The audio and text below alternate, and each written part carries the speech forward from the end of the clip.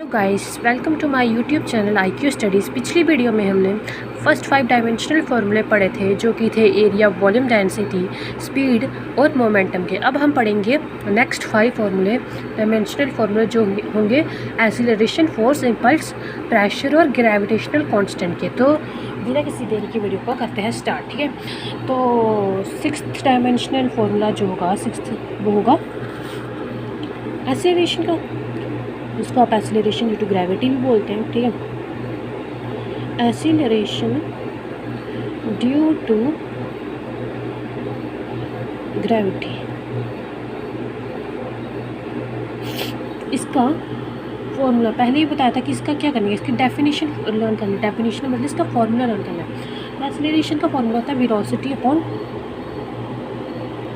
Time, ये होता है इसका डेफिनेशन याद करना है, इसका फॉर्मूला याद करना, सबका याद करना है, तभी आप डायमेंशनल फॉर्मूला निकाल सकते हो। उसके बिना आप नहीं निकाल सकते, ओके। तो पिछले वीडियो में वेलोसिटी का भी निकाला था डायमेंशनल फॉर्मूला, है ना। उसका क्या था? डायमेंशनल फॉर्मूला था LT-1। किसका? वेलोसिटी का था LT-1। तो बार बार निकालने की ज़रूरत नहीं होती। एक बार अगर आपने निकाल लिया तो बार बार निकालने की ज़रूरत ही नहीं होती, एक ही बार निकालना होता है डायमेंशनल फॉर्मूला। तो इसका था LT-1, ठीक है। वेलोसिटी की जगह लिख लिया LT-1, इधर नहीं इधर लिखना, ठीक है। LT-1 अपॉन में क्या है? टाइम। तो टाइम का डायमेंशनल फॉर्मूला होगा m0। बताया था ना, LT लिखना ही लिखना है। तो L भी इधर नहीं है, लेंथ है क्या? नहीं है, नहीं मास है, नहीं लेंथ है, सिर्फ है टाइम। टाइम की पावर आ जाएगी 1। टाइम एक ही है ना, एक ही बार है टाइम, तो टाइम की पावर आ जाएगी 1। अब LT-1 ऐसे लिखा, जो डिनोमिनेटर है वो न्यूमिनेटर में चले जाएगा, पर मल्टीप्लाई में हो जाएगा। और जब डिनोमिनेटर न्यूमिनेटर में जाता है तो वो अगर वो प्लस का तो माइनस का हो जाता है, अगर माइनस का तो प्लस का हो जाता है, ठीक है। तो यहाँ पे T प्लस में है, T का पावर प्लस में, तो ये माइनस में हो जाएगी ऊपर जाकर। और M0 L0 जिसकी पावर 0 वो लिखने की ज़रूरत होती नहीं है, ठीक है। तो M0 L0 लिखने की ज़रूरत नहीं है, T ऊपर चले जाएगा और -1 हो जाएगा, है ना। पिछले वीडियो में बताया था सब कुछ। अब L लिख लिया। L का मतलब L के साथ मल्टीप्लाई में कोई भी नहीं है, L के साथ ही मल्टीप्लाई हो सकता है, और L के साथ कोई है ही नहीं, तो L एज इट इज़ लिख लिया। T के साथ है T, -1 और -1। जब वैसे सेम होते पावर्स क्या होती है? ऐड होती है। तो T ऐसे लिख लिया, पावर्स ऐड होंगी, -1 और -1 ऐड होंगे, -1 और -1 क्या होता है? -2, ये होता है ना। अब इसका यूनिट क्या होगा? वेलोसिटी का यूनिट होता है, पिछली वीडियो में बताया था, वेलोसिटी का यूनिट होता है मीटर पर सेकेंड, ये होता है। पिछली वीडियो में आपने देखा होगा मीटर पर सेकेंड। और टाइम का होता है सेकेंड। टाइम के क्या होता है? Unit second. दोनों का लिख लिया, मीटर पर सेकेंड अपॉन सेकेंड लिखना है, ठीक है। वेलोसिटी की जगह मीटर पर सेकेंड लिखा और टाइम की जगह क्या लिख लिया? सेकेंड, डिवाइड करके, ठीक है। अब मीटर पर सेकेंड जो है वो तो एज इट इज़ रहेगा, जैसे हर एक केस में होता है। अब सेकेंड जो हो जाएगा क्या होगा? ऊपर चला जाएगा। सिंपल, आपको ऊपर शुपर लेने की ज़रूरत नहीं है, आप सिंपल करो। मीटर है ना, ये हो जाएगा मीटर पर सेकंड है। मीटर पर सेकंड होता है इसका यूनिट वेलोसिटी का, ठीक है। मीटर पर सेकंड होता है यूनिट। अब अपॉन में पहले का क्या? मीटर पर सेकंड इसका यूनिट होता है, और अपॉन में टाइम भी है, साथ में टाइम का भी आ जाएगा, तो ये आ जाएगा मीटर पर सेकंड स्क्वायर, ठीक है। ठीक है, समझाए कैसे किया? देखो, मीटर पर सेकंड इसका यूनिट होता है वेलोसिटी का। मीटर पर सेकंड लिखा, और अपॉन में पहले का टाइम भी तो है, उसका भी तो लिखना है, और सेकंड लिख लिया, और दोनों को मल्टीप्लाई किया तो सेकंड का स्क्वायर हो जाएगा, मीटर अपॉन पर सेकंड स्क्वायर हो जाएगा। तो इसको ऐसे लिखेंगे, मीटर सेकंड स्क्वायर, या फिर मीटर सेकंड इन्वर्स का, यही मीटर सेकंड इन्वर्स, ऐसे भी लिख सकते हैं, यहाँ से लिख सकते हैं। ये एक्सीलरेशन ड्यू टू ग्रेविटी का हो गया। अब नेक्स्ट करना है फोर्स का, ठीक है। फॉर्मूले पक्का याद रखने, फॉर्मूले तो पक्का ही याद रखने हैं, उसके बिना तो ये निकलेगा ही नहीं। 7th होगा फोर्स का। फोर्स का फॉर्मूला होता है मास इंटू SC एक्सेलरेशन, ठीक है, यही होता है। अब मास का डायमेंशनल फॉर्मूला क्या होता है? m1, क्योंकि मास में m1 ही आएगा। देखो mlt होता है ना, ये बेसिक। अब मास m1 है, l है नहीं, 0, t भी नहीं है तो 0, तो इसका m1 ही लिखेंगे, सिंपल, ठीक है। और एक्सीलरेशन का भी निकाला क्या होता है डायमेंशनल फॉर्मूला? Lt-2, ठीक है। m1 और Lt-2 ये मास और एक्सीलरेशन मल्टीप्लाई में, तो इन दोनों को, इनके डायमेंशनल फॉर्मूले को भी तो मल्टीप्लाई में रखना पड़ेगा, क्योंकि ये भी तो मल्टीप्लाई में है, ठीक है। अब इसके डायमेंशनल फॉर्मूले को भी मल्टीप्लाई किया, क्या आ जाएगा? क्या है इसका डायमेंशनल फॉर्मूला? ये ना, m1 Lt-2 मल्टीप्लाई करके आंसर ये आएगा, ठीक है।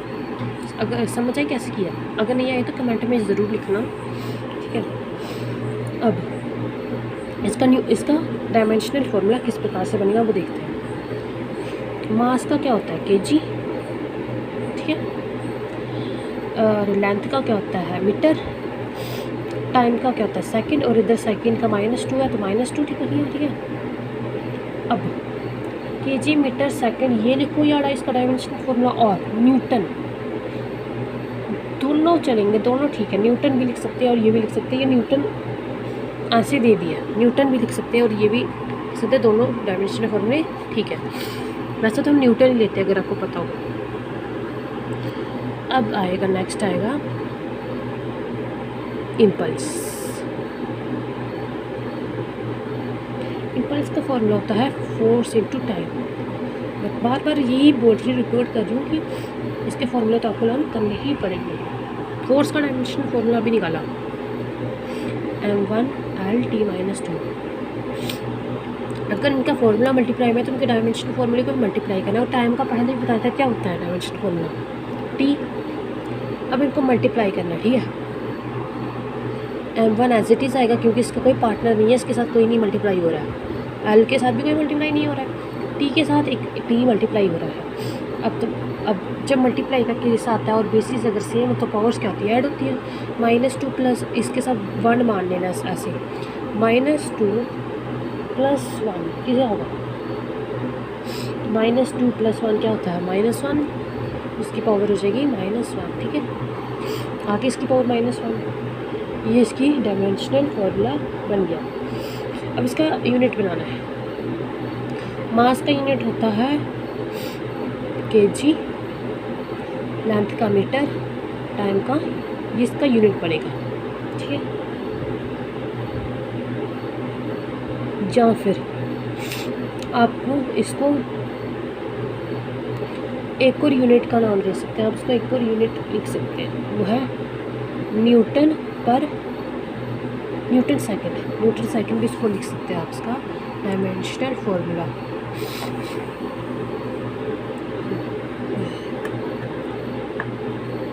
समझ आ गया कैसे किया? ये दोनों ठीक है, कोई टेंशन नहीं है इसमें, आप जो मर्जी लिखो, उसमें कोई टेंशन नहीं है।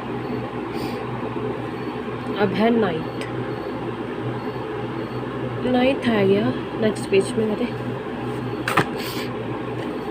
इधर करते हैं, इधर मैं पहले ट्राई कर रही थी तो गलत हो गया था, इधर ही ट्राई करते, ठीक है।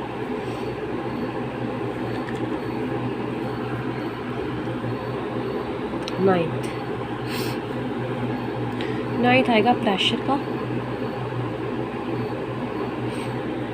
प्रेशर का होता है फोर्स अपॉन एरिया फॉर्मूला, ठीक है। उसका डायमेंशनल फॉर्मूला अभी फोर्स का निकाला था, याद है? m1 L1T-2। तो इसका डायमेंशनल फॉर्मूला लिख लिया। फोर्स का क्या होता है? m1 L1T-2। जैसे इसका फॉर्मूला वैसे इसका डायमेंशन फॉर्मूला लिखना। अगर ये ऊपर है तो उसका डायमेंशनल फॉर्मूला भी ऊपर ही लिखना। अब एरिया का डायमेंशन फॉर्मूला फर्स्ट वीडियो में निकाला था, क्या था? L2, m0 ये लिखने की जरूरत नहीं है, L2 इसका डायमेंशन फॉर्मूला होता है। m1 L1T-2, L2 हो जाएगा मल्टीप्लाई में, और जब ऊपर आता है कुछ, जब डिनोमिनेटर से न्यूमिनेटर में आता है तो माइनस का हो जाता है, तो L की पावर -2 हो जाएगी। तो ये फॉर्मूला कुछ इस प्रकार से आएगा। m का कोई है नहीं इस साइड, एम के साथ कोई नहीं है मल्टीप्लाई होने के लिए, तो एम एज इट इज़ आएगा। एल के साथ है -2। अब जब ये बेसिस सेम होते पावर्स क्या होती है, ऐड होती है। तो एल इधर एल की पावर 1, इधर एल की पावर क्या आएगी -2। 1 + -2 क्या आएगी -1, यही आएगी। तो एल की पावर आ गई -1, तो टी के साथ भी कोई नहीं है, तो टी की भी यही आ जाएगी एज इट इज़।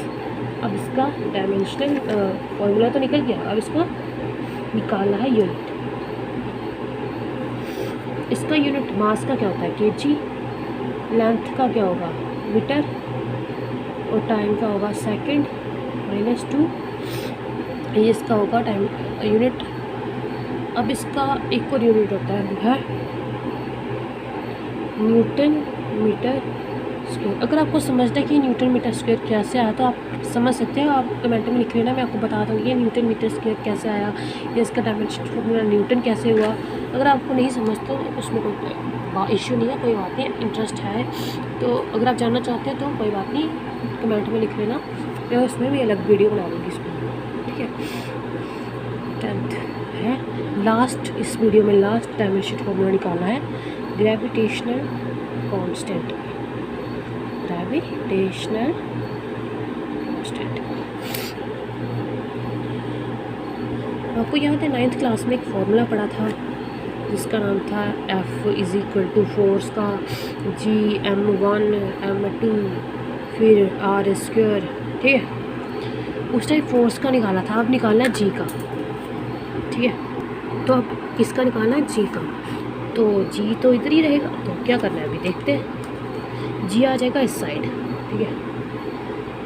अब G आ जाएगा इस साइड और F r² हो जाएगा और m हो जाएगा, ये हो जाएगा G निकालने का फॉर्मूला। अब आप सोच रहे होंगे ये कैसे हुआ, है ना, तो हम बताते हैं कैसे हुआ।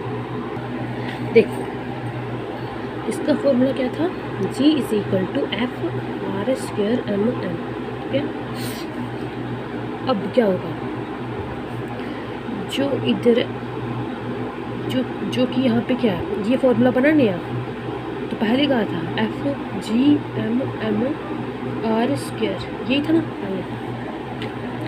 अब r² इसके साथ मल्टीप्लाई में चल जाएगा, तो ये जगह F r²। अब सिर्फ G की निकालनी है, तो G इधर ही रहेगा और m इधर ऊपर है मल्टीप्लाई में, तो नीचे जाकर डिवाइड में हो जाएगा और G इधर ही रहेगा, बस सिंपल। अब इसका निकालते हैं डेफिनेशन और डायमेंशनल फॉर्मूला और यूनिट, ठीक है। इसकी डेफिनेशन तो बता दी क्या होती है, मतलब इसका फॉर्मूला, डेफिनेशन मतलब फॉर्मूला, तो इसकी फॉर्मूला क्या आएगा, इसका आ गया G = F r² m। अब इसका डायमेंशनल फॉर्मूला, F यहाँ पे है फोर्स, R है रेडियस, रेडियस मतलब लेंथ, बताया था पहले भी पिछली वीडियो में। मास m है मास, ठीक है। अब फोर्स का यूनिट पहले भी निकला था, पहली वीडियो में अभी बताया ना, इसी वीडियो में बताया था मैंने, इसका था m1 l1 t-2 मल्टीप्लाई में r² मतलब लेंथ का स्क्वायर, r² पिछली वीडियो में बताया था ना, लेंथ रेडियस हाइट रेडियस सब कुछ क्या होता है सेम होता है, तो उसको लेंथ ही लेते। डिवाइड में क्या है mm मतलब मास, तो ऐसा जगह m m, ठीक है, ऐसे आया। अब ये मल्टीप्लाई करके क्या आएगा देखते हैं। m के साथ मल्टीप्लाई में कुछ नहीं होता, m एज इट इज़ आएगा। l के साथ है 2, तो जब बेसिस सेम होते पावर्स एडिट होती है, 2 और +1 क्या हो जाएगा 3, t के साथ भी कुछ नहीं है तो ऐसे आ जाएगा। m1 मल्टीप्लाई होकर क्या आ जाएगा, नीचे देखना, नहीं समझ आया तो कोई बात नहीं, कमेंट में करके लिख लेना अगर आपको कुछ भी समझ नहीं आया, ठीक है। तो ये हो जाएगा इसका, ये मल्टीप्लाई करके हो गया। अब इसका डायमेंशनल फॉर्मूला तो निकला ही नहीं है ना, तो m एज इट इज़ रहेगा l3t-2। अब ये डिनोमिनेटर में मल्टीप्लाई चेक करने के लिए ऊपर ले जाएंगे इसको, जब ऊपर लेते हैं तो माइनस में हो जाता है।